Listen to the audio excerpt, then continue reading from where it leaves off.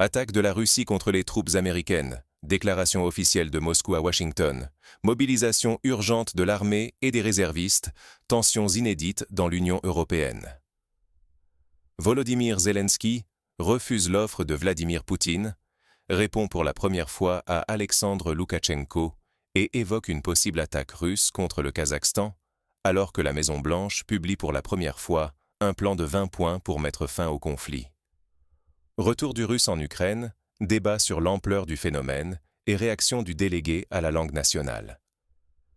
Enfin, l'Allemagne critique le projet européen Mur de drones, la Hongrie menace de quitter l'OTAN en laissant une brèche aérienne de 96 000 km².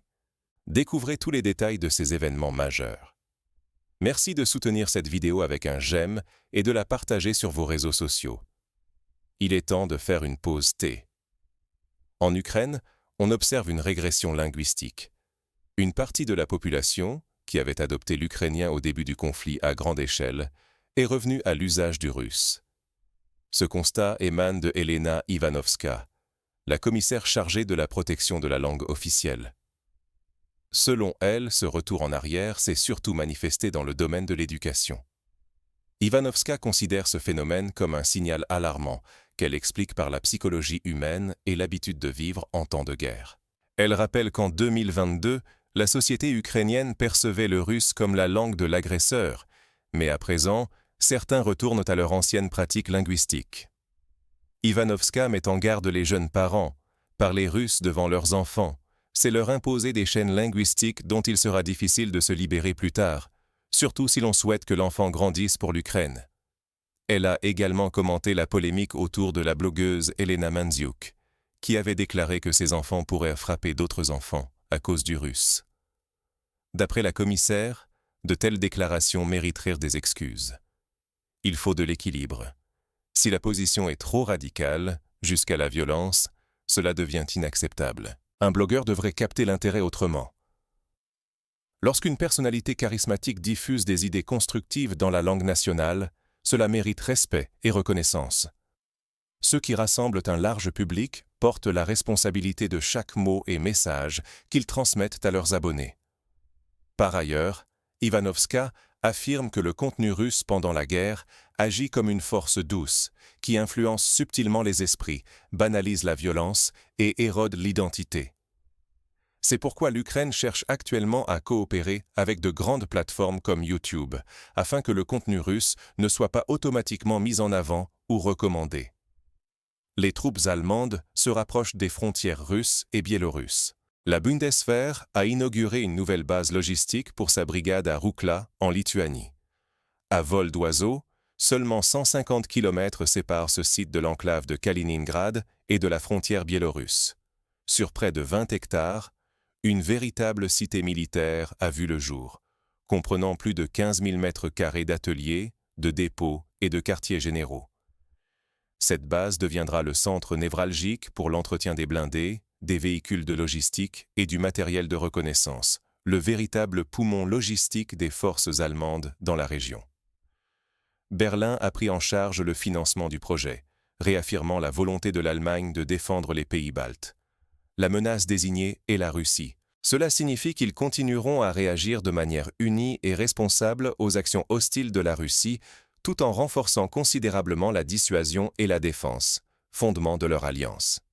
Voilà pourquoi ils sont présents sur place. L'Allemagne prend son rôle très au sérieux. Elle tient ses engagements, reste aux côtés de ses alliés et est prête à protéger la région balte. Dans le même temps, l'ambassadeur russe en Allemagne estime que Berlin a déjà franchi toutes les lignes rouges, notamment en ce qui concerne l'aide apportée à Kiev.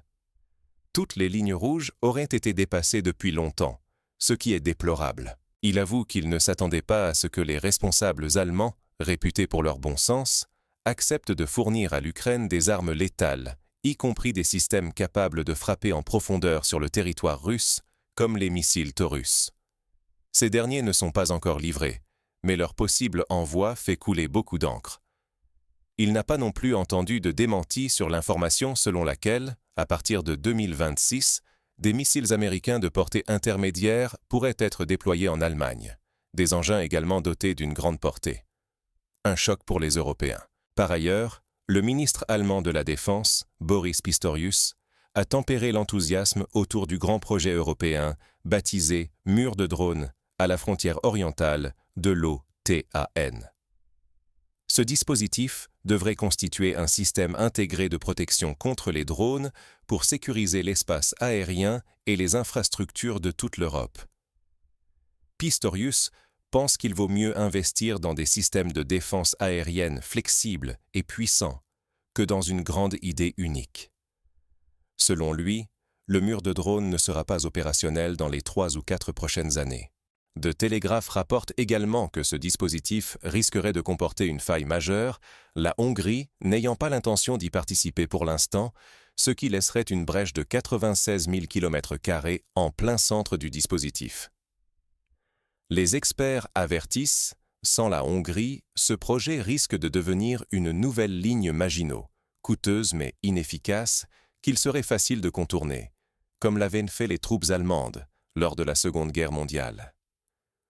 Dans le même temps, l'armée danoise a été placée en état d'alerte maximale et les réservistes ont reçu l'ordre de rejoindre leurs unités, suite à des incidents récents impliquant des drones dans le ciel. La presse précise qu'il n'y a pas eu d'annonce officielle ou publique sur cette mobilisation. En Hongrie, les autorités ont interdit l'accès à 12 des principaux portails d'actualité ukrainiens. Budapest a pris cette mesure en riposte à la censure ukrainienne. Gergely Gulyás, chef de cabinet du Premier ministre hongrois, a précisé que des sites comme Ukrainska Pravda, Levii Bereg, TSN UA et d'autres portails très populaires en Ukraine et à l'étranger sont concernés. L'Ukraine, qui aspire à rejoindre l'Union européenne, a bloqué des sites d'information étrangers, y compris hongrois, après qu'ils ont osé critiquer les politiques de sanctions contre la Russie ou la politique de soutien militaire à l'Ukraine, ou encore représenter l'Union européenne et l'OTAN comme des entités fragmentées et peu efficaces. Le véritable crime, selon Budapest, a été d'évoquer l'influence du fonds Soros. Viktor Orbán, de son côté, continue de critiquer l'Ukraine. Dans une récente interview, le Premier ministre hongrois a affirmé que l'Ukraine n'est pas un État souverain et ne pourrait tenir un seul jour sans l'aide militaire occidentale. Il ajoute que l'Europe, selon lui, s'intéresse à la guerre uniquement pour s'approprier les terres ukrainiennes qui n'auraient pas été annexées par la Russie. Il estime que la crise ukrainienne réveille les penchants coloniaux en Europe, où les grandes puissances mènent à nouveau une politique de partage du territoire.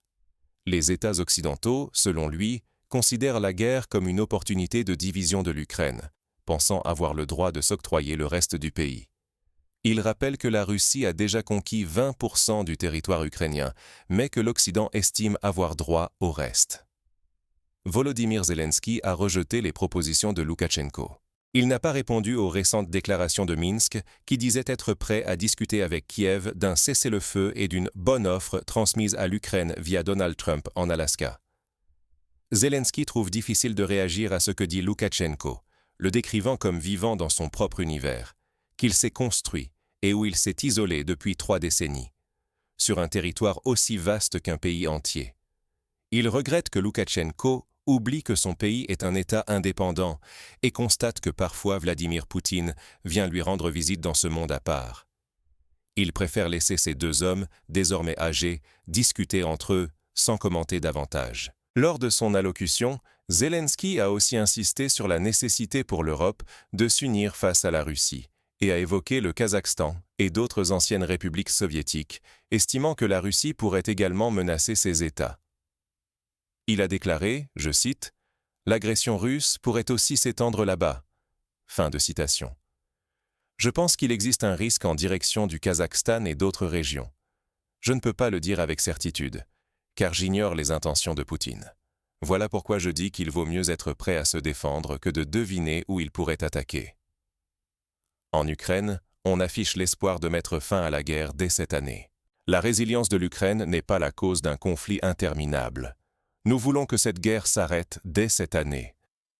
Après la rencontre à New York entre le président Zelensky et l'ex-président Trump, un nouvel élan a été donné. Zelensky préfère rester prudent dans ses évaluations, mais souligne que l'Ukraine a bénéficié d'une dynamique diplomatique supplémentaire en faveur de la paix. À Moscou, On affirme au contraire que l'Ukraine est responsable de l'impasse des négociations et non la Russie. Selon Dmitri Peskov, il n'y a aucune progression sur le front diplomatique, non par la faute de Moscou. Par ailleurs, la commission de la Douma russe a réagi aux propos récents des États-Unis au sujet des Tomahawk. Elle fait savoir que ces missiles ne font pas peur et que, s'ils sont déployés, la Russie frappera en retour les militaires américains. Le porte-parole du président russe a ajouté que cela ne changera rien à la situation, car il sait comment neutraliser divers engins aériens. Selon les autorités russes, ce sont les États-Unis eux-mêmes qui auront des difficultés si ces Tomahawks sont lancés depuis leur sol, car cela nécessitera la présence de spécialistes, d'officiers, de soldats et de personnel technique qui deviendront aussitôt des cibles, et personne ne pourra les protéger, ni Trump, ni quelqu'un d'autre. Chacun devra réfléchir et choisir en connaissance de cause. Pour rappel, aux États-Unis, le débat sur la livraison des Tomahawks se poursuit, mais, selon le vice-président américain Vance, la décision finale reviendra à Trump. Pendant ce temps, le ministre britannique de la Défense, John Healey, a adressé un message ferme au Kremlin, réitérant que Londres ne cessera pas de soutenir l'Ukraine militairement et que Vladimir Poutine ne pourra pas l'emporter. Il a déclaré depuis Liverpool « Président Poutine, vous ne gagnerez pas. Cessez les tueries. Entamez des pourparlers. Trouvez un accord de paix. Nous resterons aux côtés de l'Ukraine aussi longtemps qu'il le faudra. » Chers amis, et notamment ceux qui nous écoutent depuis le Kazakhstan, estimez-vous que votre pays est aujourd'hui menacé, comme le pense Zelensky? Et plus généralement, comment jugez-vous les propos de Kartapolov sur d'éventuelles frappes contre les militaires américains, ainsi que l'appel de John Healey à Vladimir Poutine? N'hésitez pas à partager vos réflexions dans les commentaires sous cette vidéo. Merci à tous de rester respectueux dans vos échanges et de livrer vos opinions ou de belles citations.